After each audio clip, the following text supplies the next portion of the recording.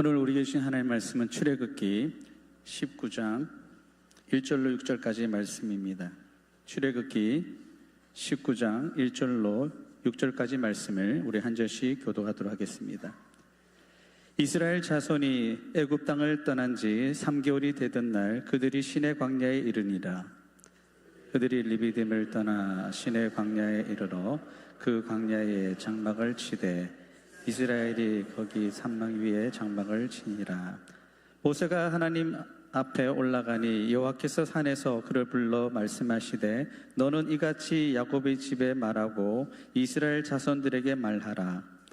내가 애굽 땅의 사람에게 어떻게 행하였음과 내가 어떻게 독수리 날개로 너희를 얻고 내게로 인도하였음을 너희가 보았느니라. 세계가 다 내게 속하였나니 너희가 내 말을 잘 듣고 내 언약을 지키면 너희는 모든 민족 중에서 내 소유가 되겠고 너희가 내게 대하여 제사장 나라가 되며 거룩한 백성이 되리라. 너는 이 말을 이스라엘 자손에게 전할지니라. 아멘.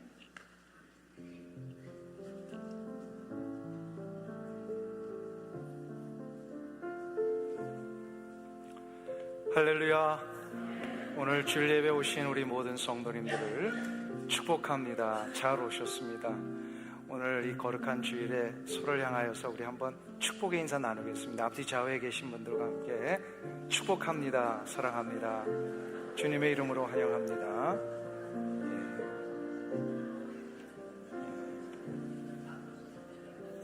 감사합니다. 그러니까 반가우면 그냥 막 허거도 해주시고요. 괜찮아요. 너무 좋습니다.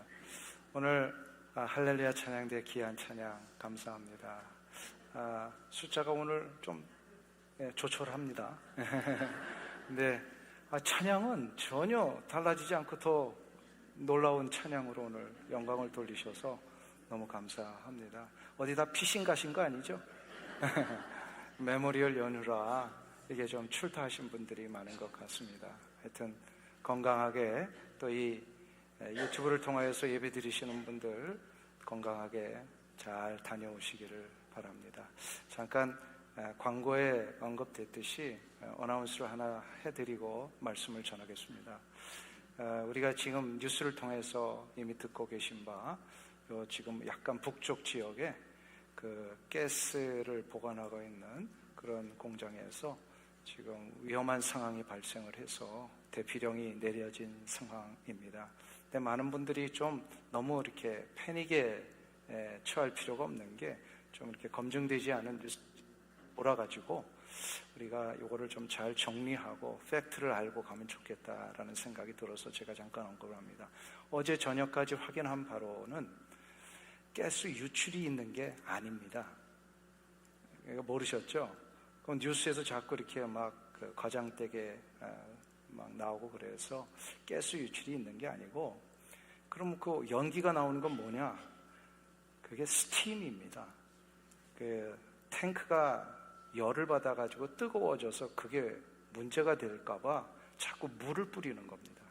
물을 뿌리면 뜨거운데 찬물이 들어가니까 스팀이 발생을 하는 거죠. 그래서 제가 어저께까지 다시 확인했어요. Fire Department 오렌지 카운티의 공식적인 브리핑에서 그 이야기를 언급을 했습니다. 이건 가스 유출이 아니고 이제 위험합니다. 그래서 지금 미리 예방 조치로 대피를 시킨 것이고 그 지역 사방 1마일 동서남북으로 만일에 이 가스통이 터지면 폭발을 하면 위험하기 때문에 미리 예방 조치로 대피를 시킨 거고요. 그리고 그 영향력 하에 블락을 시킨 겁니다. 그래서 우리 너무 패닉에 빠질 필요는 없고 우리는 뭘 해야 될까요? 기도해서 그 가스통 이 탱크가 폭발되지 않도록 모든 당국자들과 기관들이 협력해서 지혜롭게 이 문제를 해결할 수 있도록 하나님 권능의 손으로 붙잡아 주옵소서 기도하시기를 바랍니다. 그래서 예배는 계속해서 이루어지고 이 지역은 안전한 지역입니다. 그래서 예배 드리는데 큰 어려움이 없을 거라고 보고요. 어저께도 여러분들이 문의가 왔어요. 예배를 드립니까? 왜 안 드립니까? 그죠? 드려야죠. 이 안전한 곳인데 괜찮습니다. 이게 가스통이 익스플로전 됐을 때는 좀 문제가 될 수 있어. 그때를 대비해서 우리도 좀 여러 가지 대안을 마련해 놓고 있고요.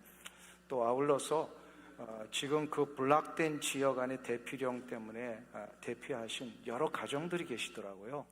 그래서 교회 차원에서 너무 멀리 대피를 하신 분들은 교회 선교관으로 오셔서 잠깐 지내실 수 있도록 선교관을 오픈을 했고요. 또 더 많은 분들이 필요로 하신다면은 교회 안에 모든 시설물들을 개방하기로 했습니다. 그래서 좀 불편하시지만 쉘터나 호텔로 가는 게 쉬운 게 아니더라고요. 이렇게 가만히 들어보니까 호텔은 너무 비싸고 또 쉘터는 사람이 너무 많고, 그래서 우리 교회에 오셔서 잠깐 지내실 수 있도록 이렇게 결정을 했습니다.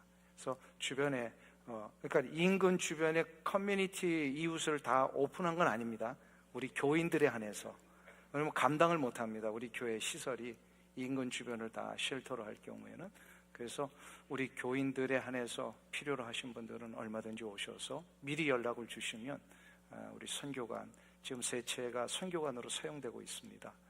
집 단독 주택으로요. 그래서 오셔가지고 지내실 수 있도록. 지금 파악한 바로는 8가정이 지금 대피하신 것으로 알고 있습니다. 근데 그 8가정 다 오늘 교회 왔을까요? 안 왔을까요? 왔습니다. 그럼 앞으로 3부에도 오실 겁니다. 그러니까 이렇게 마음 편안하게 가지시고 전능하신 하나님께서 이 상황을 안전하게 해결해 주시기를 우리는 기도하기를 원합니다.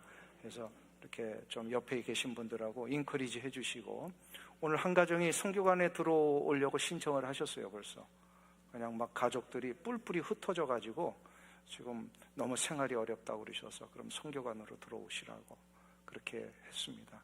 그러니까 우리 주변에 있는 분들에게 용기를 좀 주시면은 감사하겠습니다. 오늘 설명이 좀 길어졌습니다. 오늘은 성령 강림입니다. 성령 강림 주일은 예수님께서 부활하신 이후에 50일이 지났을 그 즈음, 그래서 오순절이라고 그러죠.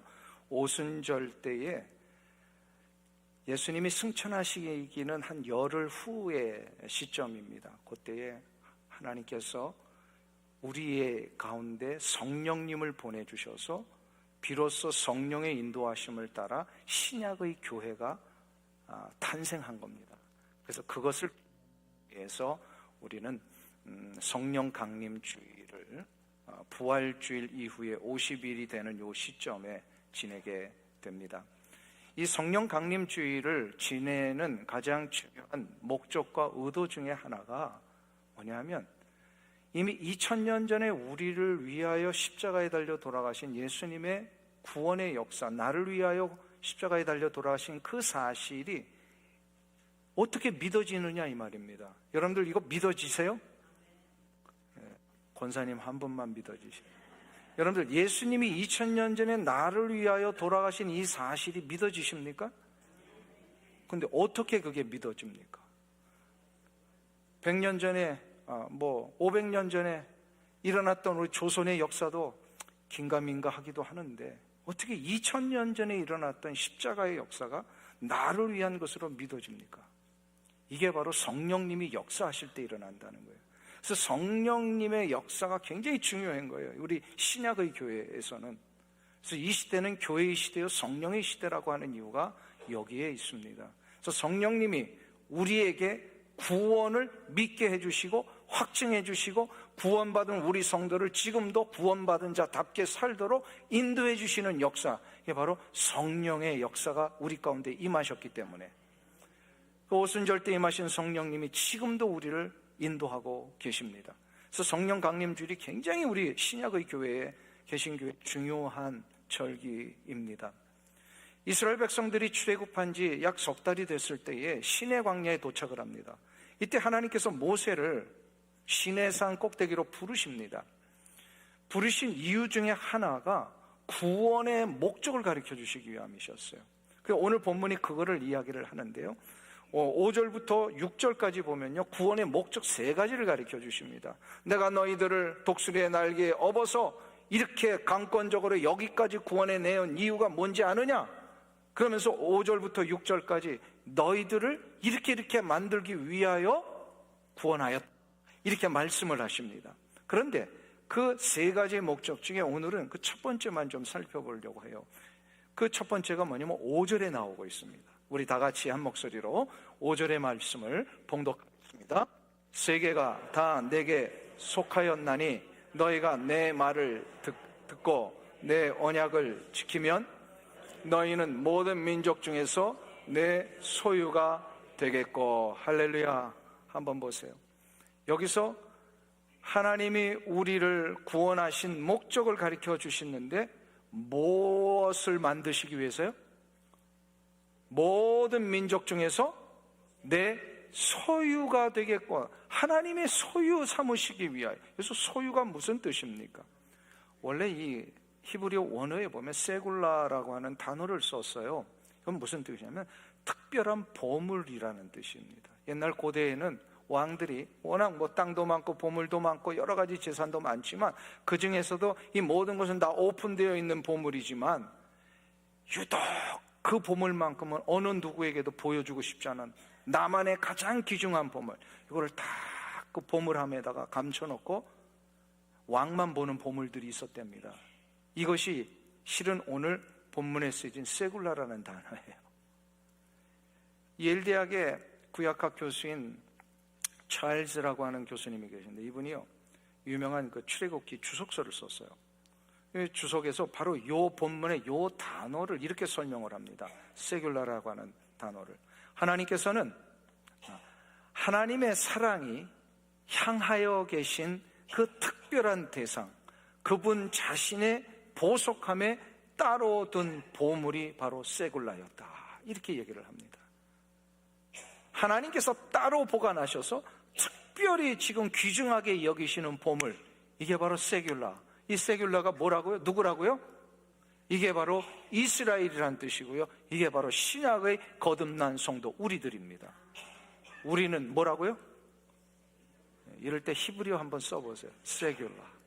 우리가 하나님의 특별한 보물이라는 뜻이에요. 이거를 말라기 선지자는 말라기 3장 17절에서 이렇게 말씀을 하십니다. 우리 17절 말씀을 같이 함께 봉독하겠습니다. 만군의 여호와가 이르노라 나는 내가 정한 날에 그들을 내 특별한 소유로 삼을 것이요 또 사람이 자기를 섬기는 아들을 아낌같이 내가 그들을 아끼리니. 할렐루야. 하나님이 하나님의 백성들을 특별한 소유로 삼으셨는데 이 특별한 보물, 보배와 같은 존재를 어떻게 하신다고요? 아끼시겠다. 아낀다, 이게 무슨 뜻일까요? 이거 아낀다라고 하는 거는요 순수 한국말인데요, 이게 한국말로 번역을 했는데 잘 번역을 한 거예요. 이 원래의 이 성경 원어의 의미, 뉘앙스를 잘 번역을 했어요. 아낀다, 어떤 의미입니까? 이렇게 굉장히 복합적이고 함축되어 있는 단어가 아끼는 거예요. 여러분들 뭘 아낍니까? 애들이요 아이스크림을 먹을 때 한번 보세요. 더운 날이지만은요 이 아이스크림을 어떻게 먹어요? 그냥 막 집어넣지 않습니다. 어떻게 해요? 야금 조금 이거를 어떻게 먹는다? 아끼면서 먹는다. 왜요? 너무 귀중한 거예요. 자기의 그 수준에서는 너무 귀중한 거예요. 그리고 이거는 누구에게도 안 뺏기고 몰래 먹습니다. 왜요? 그만큼 소중하고 특별한 거는 그렇게 합니다. 이게 지금 세굴라라고 하는 단어의 의미예요. 하나님이요 우리를 아끼신다는 거예요. 우리를 보배로운 존재로 삼으셔서 우리를 아끼신다. 부모가 자식을 아끼듯이, 연인이 사랑하는 사람을 아끼듯이 하나님께서 우리를 아끼신다는 거예요. 함부로 대하지 않습니다. 보호하십니다. 그리고 이거를 품어서 언제든지 간직하고 싶은 마음으로 우리를 인도하십니다. 자, 이것을 여러분들은 깨닫고 계십니까? 하나님이 여러분을 이렇게 세굴라처럼 특별한 보물처럼 아끼고 보호하고 계심을 믿으십니까? 하나님이 지금 여러분을 그렇게 인도하고 계시다라는 거예요. 근데 이게 어떻게 믿어진다고요? 어떻게 느껴진다고요? 하나님의 사랑이 어떻게 우리에게 이게 와 다 여러분들이 이거를 깨닫고 있다고요? 이게 바로 성령님의 역사가 우리를 그렇게 하신다는 거예요. 성령님이 그렇게 해주시는 거예요. 성령님은 우리에게 자격이 있어서가 아니라, 우리가 뭐 어떤 그것을 받을 만한 조건이 있어서가 아니라, 그냥 강권적인 역사로, 신비한 역사로 우리에게 이거를 깨닫게 해주시고 느끼게 해주시고, 이것 때문에 감격하게 해주십니다. 하나님의 사랑을 느끼는 거예요. 나를 아끼시는 하나님의 사랑. 이 부분에 대하여서 신명기 7장 7절과 8절에 보면 이러한 말씀을 하십니다. 우리 신명기 7장과 8절을 같이 보겠습니다. 여호와께서 너희를 기뻐하시고 너희를 택하심은 너희가 다른 민족보다 수요가 많기 때문이 아니니라. 너희는 오히려 모든 민족 중에 가장 적으니라. 8절이요. 여호와께서 다만 너희를 사랑하심으로 말미암아 또는 너희를 조상들에게 하신 맹세를 지키려 하심으로 말미암아 자기의 권능의 손으로 너희를 인도하여 내시되 너희를 그 종되었던 집에서 애굽 왕 바로의 손에서 속량하셨나니. 할렐루야. 한번 보세요. 여기서 뭐냐면 이스라엘 백성들을 사랑하시고 구원하신 이유에 대해서 이 신명기에서 또다시 말씀을 하시는 건데요, 7절에 보면 이스라엘을 사랑하시고 구원하신 이유가 뭐 때문이 아니라 너희가 다른 민족보다 수요가 많기 때문이 아니라, 너희들의 인구 숫자가 많아서 너희들을 사랑한 게 아니다, 이런 얘기를 하십니다. 여기서 숫자라고 하는 것은 인간적인 모든 기준들을 얘기합니다. 아하, 저 민족은 이렇게 숫자도 많고 굉장히 강력한 민족이야, 괜찮은 민족이야, 전통도 있어, 문화와 군사력이 뛰어나, 이런 것이 든든하고 보장되어 있어서 너희를 기뻐하시고 너희를 택하신 것이 아니라는 겁니다. 그럼 하나님은 오히려 이스라엘 백성들은요, 모든 민족 중에서 어떤 민족이라고 생각하신 거예요? 적은 민족이에요. 숫자도 작아요. 군사력도 없어요. 노예살이 430년을 했는데 저들에게 뭐가 남아있겠습니까? 그냥 패배의식과 노예의식만 남아있는, 기질조차도 매력적인 게 하나도 없는 민족이 이스라엘 민족이었어요. 그런데 하나님이 저들을 선택하시고 구원하신 이유가 뭐라고 8절에 나와요. 거기 보시면 8절에 내가 너희를 사랑하심으로, 하나님께서 이스라엘 백성들을 사랑하심으로 말미암아, 그리고 조상 때부터 하나님 하신 약속이 있으셨기 때문에 우리를 택하신 겁니다. 여러분들 이거 믿어지셔요? 하나님이 왜 나를 이렇게 구원하셨는지 믿어지십니까? 예. 이유가 있어요? 여러분이 구원받을 만한 이유가 있어요? 없어요. 아무리 생각해봐도. 우리가 보통 신앙생활 하다가 이런 질문을 할 때가 있죠. 하나님, 하필이면 왜 납니까? 이런 질문 할 때 있어요, 없어요? 좀 있다고 얘기해 주세요. 저도 가끔 그런 질문 할 때가 있어요. 언제 그렇습니까? 고난이 오고 이유를 알 수 없는 아픔이 막 일어나고, 왜 이런 사건 사고가 이렇게 자꾸 터지지? 남들은 잘 편안하게 가는 것 같은데 왜 나는 신앙생활 하는데도 불구하고 이러한 어려움과 아픔이 일어나지? 왜 남들은 다 건강한데 나에게 이런 육체의 병이 생겼지? 이런 식으로 하나님 도대체 왜 납니까? Why me? 이거를 책으로 쓰신 분이 자마의 설립자 김충근 장로님 아닙니까? 이분이 대학 교수로서의 역할을 잘 감당하고 정말로 차세대 소장파로서 막 잘 나갈 때 갑자기 간암 걸리셨잖아요. 너무 억울한 거예요, 이분이. 그래가지고 침낭 하나 싸들고 저 빅비의 산으로 올라가가지고 이분이 하나님 앞에 결단하며 기도하기를 시작합니다. 하나님, 내가 지금 이때 이 시점에 이제 조금만 더 나가야 되는데 왜 하필이면 이때 나에게 간암이 걸리게 하신 겁니까? Why me? 이 따졌대요. 따지면서 기도를 했대요. 그래서 그 책 제목이 Why me예요. 그 간증집이요. 이해가 되시죠? 그럴 수 있잖아요. 너무 억울하고 왜 하필이면 나에게 이런 일이 일어납니까? 근데 물론 하나님이 이런 기도도 들어주세요. 그래서 그분이 들리세요? 나중에 기도 가운데 하나님이 응답해 주셔가지고 그 병 고침을 받습니다. 자, 그런데 이와는 전혀 다른 똑같은 표현인데 다른 의도로 하나님 앞에 why me를 외치는 한 청년이 있었어요. 제가 동부에서 미국 처음 왔을 때 청년 사역을 했었거든요. 근데 청년 사역을 할 때 그 유니버시티 오브 커네티컷 주립대학에서 유학 와가지고 공부하던 믿지 않는 청년이었는데 성경 공부와 또 이런 친구 돌아와서 그걸로 좀 주시죠.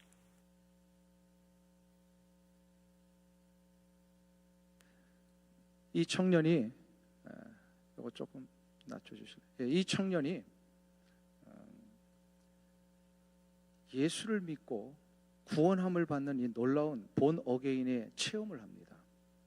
그리고 나서 한참 후에 저한테 이런 고백을 해요. 목사님, 제가 예수를 믿고 나서 하나님 앞에 구원받은 자로서의 역할을 이제 감당하면서 제게 계속해서 지워지지 않는 질문이 하나 있었습니다. 그게 바로 뭐냐? 하나님, 하필이면 왜 나입니까? Why me를 물었대요. 근데 이 청년의 질문은 따지는 질문이 아니라, 하나님, 세상에 이 70억이나 넘는 수많은 사람들이 있는데 왜 하필이면 하나님을 거부하고 하나님 믿지 않고 그냥 내 논리와 내 지식으로만 잘났다고 살던 나 같은 사람을 구원하셨습니까? 그래서 이 청년에게 의문은 똑같은 why인데 왜 나 같은 인생을 구원하셨습니까? 이런 질문을 했던 거예요. 실은 이것이 이 자리에 있는 저와 여러분들의 똑같은 질문일 수 있습니다. 하나님, 아무리 생각해 보아도 나 같은 사람, 과거를 들춰내면 부끄러워서 사람들 앞에 얼굴도 들 수 없는 나 같은 인생이었는데 왜 나에게 이 구원을 허락하셔서 하나님의 자녀가 되게 하신 것입니까? 여기서 우리 과거 한번 다 들춰내면 얼굴 들고 다닐 사람 있을까요, 없을까요? 이 앞부분은 좀 있으실 것 같아요. 근데 정말로 아무리 생각해봐도 왜 내가 구원을 받았을까? 왜 내가 나 같은 존재인데 구원이 이루어졌을까? 이 부분에 대하여 사도 바울이 고린도 후서 4장 7절에서 이렇게 우리에게 말씀을 합니다. 우리 다 같이 한 목소리로 봉독합니다. 우리가 이 보배를 질그릇에 가졌으니 이는 심히 큰 능력은 하나님께 있고 우리에게 있지 아니함을 알게 하려 함이라. 할렐루야.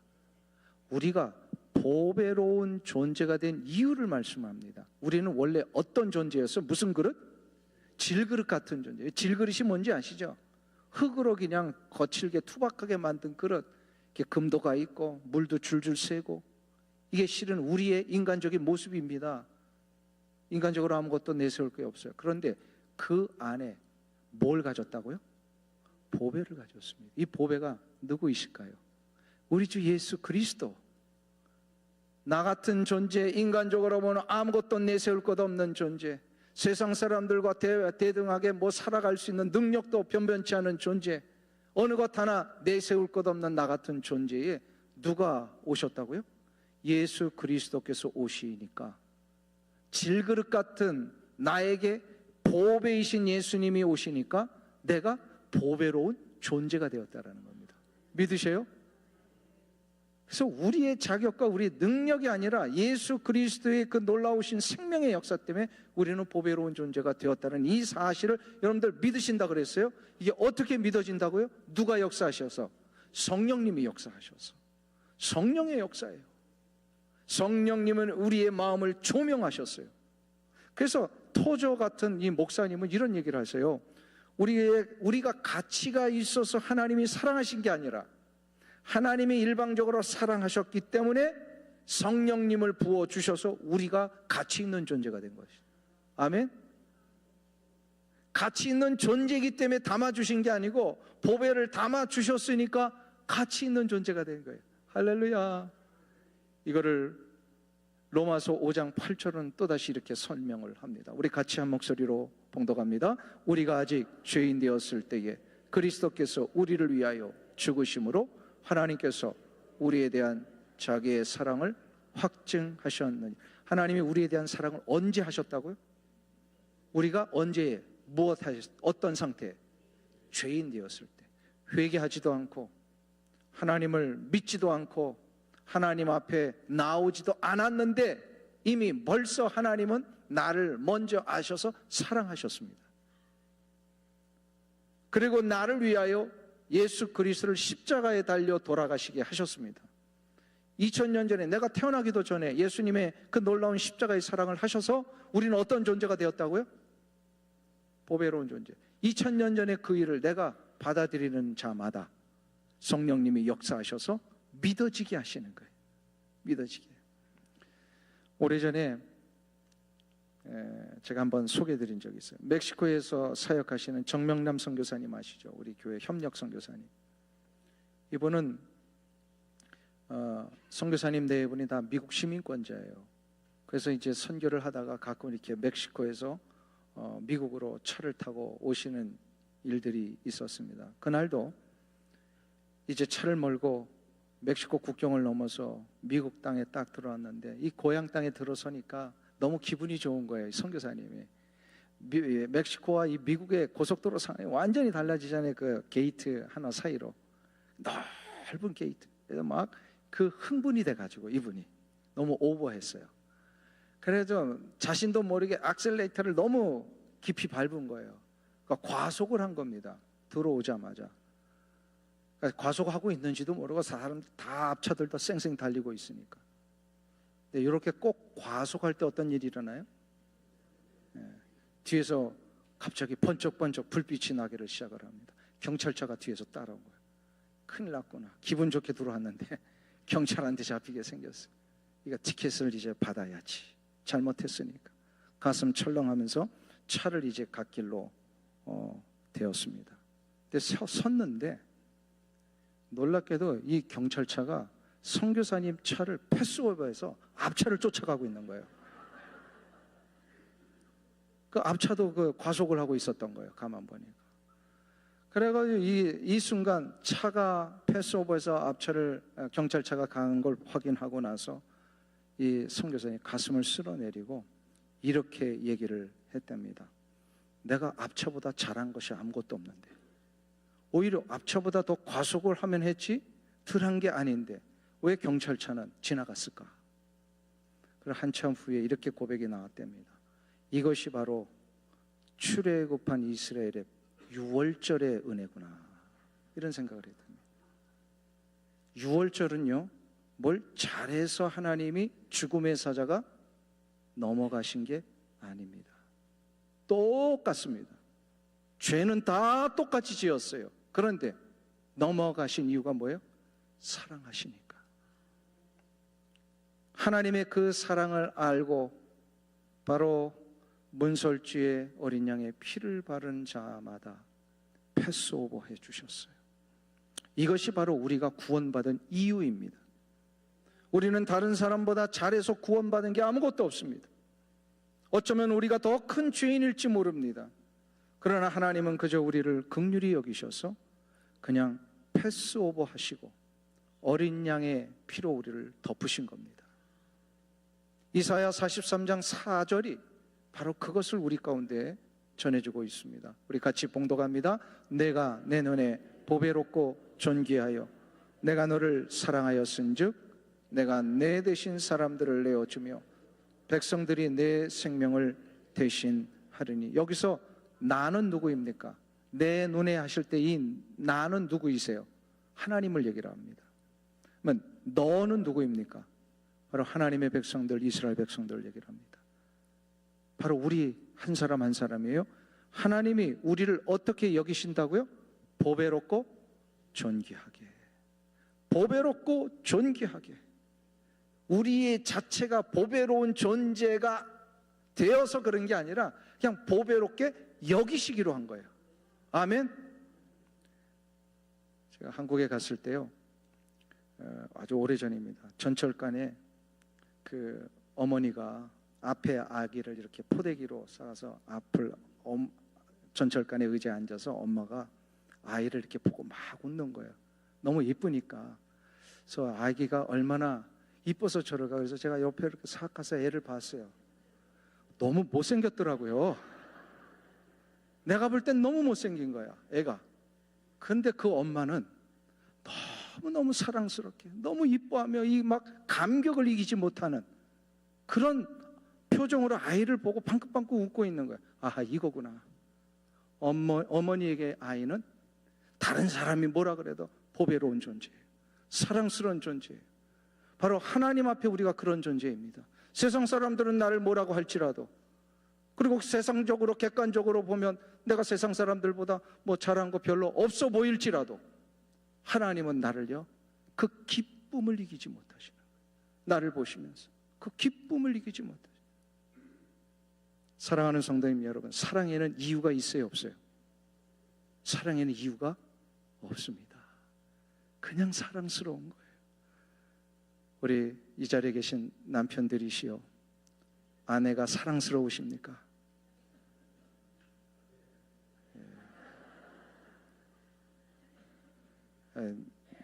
노후가 보장됩니다. 이 말씀을 잘 하시면. 아내들이시여, 남편이 사랑스러우십니까? 아멘. 우리 부모님들이시여, 자녀들이 사랑스러우십니까? 그렇죠. 이유가 있어요? 뭐 훌륭한 뭐 대학 나오고 직장 갖고 뭐 이래서 사랑스러우신 거 아니잖아요. 그냥 보기만 해도 사랑스럽고 너무너무 귀엽고 존귀하고, 이게 바로 하나님이 우리에 대한 사랑이십니다. 사랑하는 성도님 여러분, 지난 여러분들 한 주간은 어떻게 지내셨어요?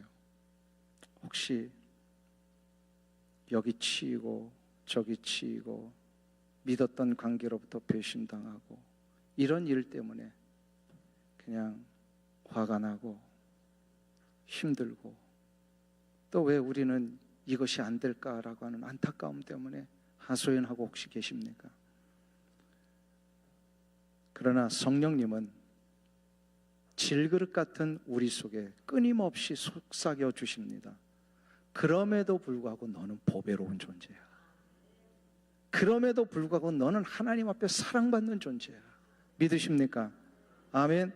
우리가 여기서 생각 잘해야 합니다. 하나님은 나를 사랑하시고 보배로운 존재라고 하시는데, 우리는 우리 스스로 하나님 왜 나에게는 이런 일이 일어납니까? 하면서 하나님 나 사랑하시지 않는군요 라고 여긴다면, 요거는요 정말로 잘못된 생각. 이런 생각은 누가 주는 걸까요? 사단 마귀가 줍니다. 왜? 하나님이 주시는 생각과는 반대되는 생각을 줘가지고 자꾸 우리를 넘어뜨리려 하니까. 이건 분명히 마귀가 주는 생각이에요. 이럴 때마다 우리는 하나님이 나를 사랑하신다는 거 의심 없이 붙들고 가야 합니다. 이것을 성령님에게 자꾸 요청하세요. 성령님 나를 도와주세요.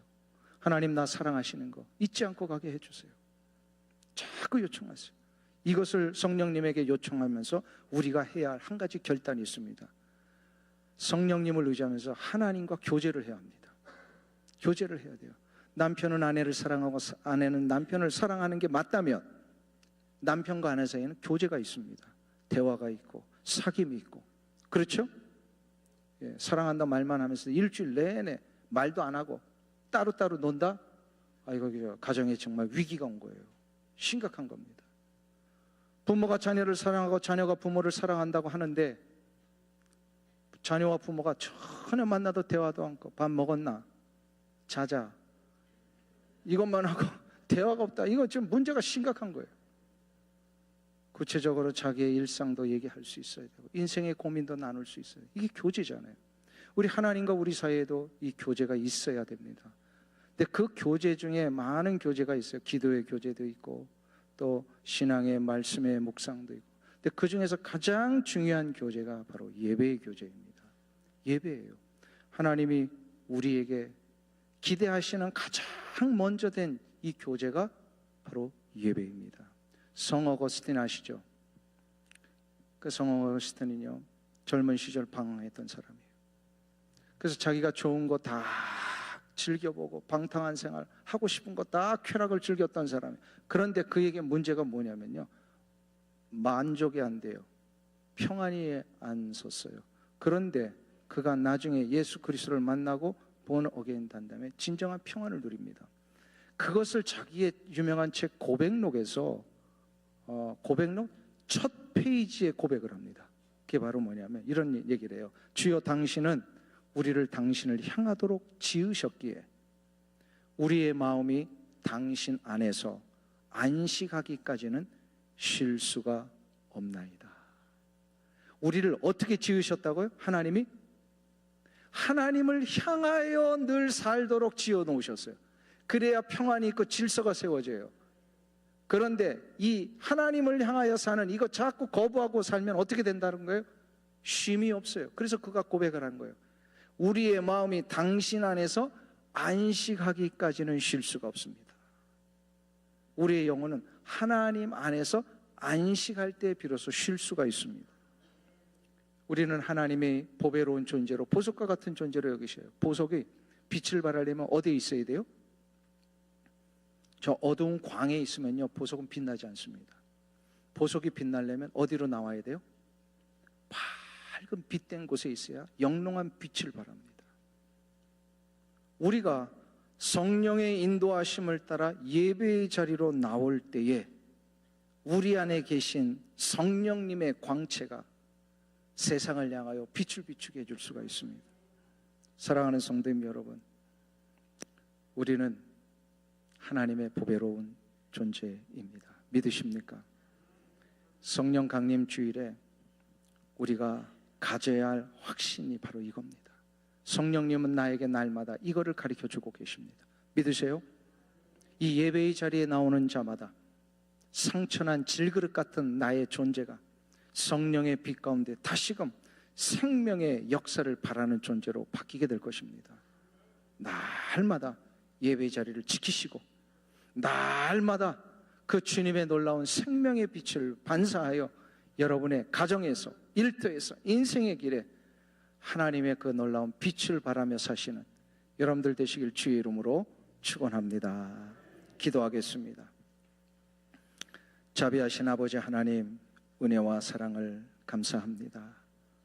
나 같은 존재, 아무리 돌아보아도 자랑할 것 하나 없는 존재입니다. 세상의 기준에서 비춰볼 때에 어느 것 하나 내세울 것 없는 존재입니다.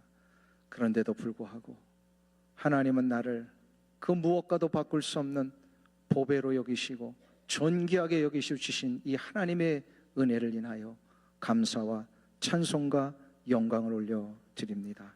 하나님, 이것을 깨우쳐 주시고 인도하시는 성령님의 충만한 인도하심을 따라 하나님의 사랑에 담대하게 응답하고 당당하게 거룩한 보배로 이 세상을 살아가는 우리가 되게 하여 주시옵소서. 예수님의 이름으로 기도하옵나이다. 아멘.